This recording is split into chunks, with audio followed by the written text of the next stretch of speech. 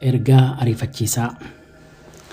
Yeroo ammaa kanatti namoonni hedduun karaa fuula sooshaal miidiyaatiin akkaawuntiin isaanii hatamaa akka jiruu fi jalaa cufamaa akka jiru odeeffamaa jira. Namni jalqaba karaa sooshaal miidiyaa kan hin dhabuu danda'u aayidentiitii isaati. Namni tokko aayidentiitii isaa yookaan infoormeeshinii mataasaa dhabe jechuun yookaan jalaa hatame jechuun maaltu uumamuu akka danda'u isin himtuu yaada. Egaa waan kana fakkaatan irraa of eeguudhaaf maal gochuu qabnaa isa jedhu qabxii muraasaa isiniif kaasuun barbaada.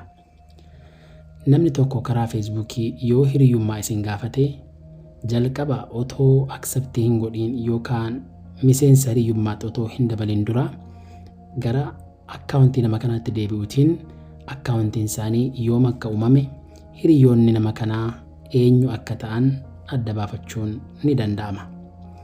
Inni lammataa namni durumaan dursee hiriyaa keessan ta'ee otoo jiru lammaffaa irra deebi'ee yoo hiriyyummaa isin gaafate ammas otoo akseptii hin godhin dura gara nama kanaatti barreessuutiin akkaawuntii keetiin lammaffaa na gaafattee jirta kun sidhamoo simiti jechuu adda baafachuu dandeessu. Kun waa lamaaf nu gargaaruu danda'a. Tokko namni sun akkaawuntiin isaa jalaa hatamee akka jiru beekuu ni danda'a. Lammaffaa immoo isin nama sirrii hin taane wajjiniin yookaan immoo nama akkaawuntii sobaa uummatee isinitti firoomuu barbaadu wajjiniin akka isin waliin barree yookaan immoo balaa namni kun fidee dhufuuf akka isin hin saaxilamne isin gargaaraa jechuudha. Inni arfaffaan namni isin hin beekne tokko karaa fuula sooshaal miidiyaatiin yookaan feesbuukiitiin akkaawuntii keessan nuuf ergaa qarshii isiniif galchina yoo isiniin jedhan tasa hin gowwoomina.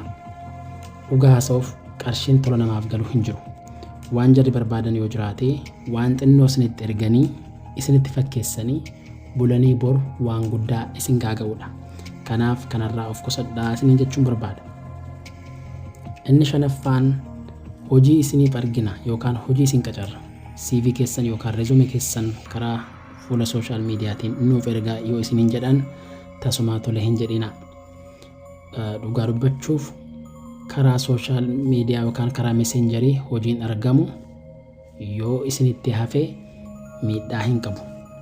Yoo dhugaa immoo hojii isaan isin qacaran kun dhugaa fakkaate isinitti mul'ate waa tokko lama gaafachuu hin dagatina. Jalqabaan maqaan kaampaanii keessanii maal jedhama?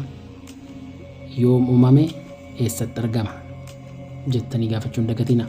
Yoo amma kana gadi fageenyaan gaafachuu dhiistan maqaa kaampaanii kana erga bartanii booda gara Google deemuutiin kaampaanii kana sarchii gootanii kaampaaniin kun eessa kana jiruu fi dhugaa moo soba akka inni ta'e adda baafachuu ni dandeessu.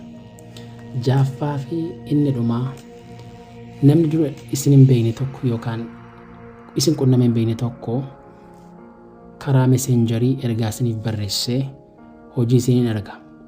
Qaamaan argeen isin faana haasa'a yoo isiniin jedhe bakka kamittuu haa ta'u waliin beellaminaa waliin arginaa. Sababiin isaa warri akkaawuntii sobaan deeman kun jalqaba qarshii keessan barbaadu. Itti aansuudhaan yoo kun isaaniif hin mijanne immoo waan biraa waan ammeenyaa waan yaadan yoo qaamaan isin argan isinirratti raawwachuu waan danda'aniif hedduu isin goomsuu waan danda'aniif kanarraa keessumaa shamarroonni akka of eeggattan isin yaadachiisuun barbaada. Egaa ergaa kana yoo jaalattan ofiis itti fayyadamaa warra kaaniifis sheerii godhaa. Waan dhageessaniif galatoomaa. Peace.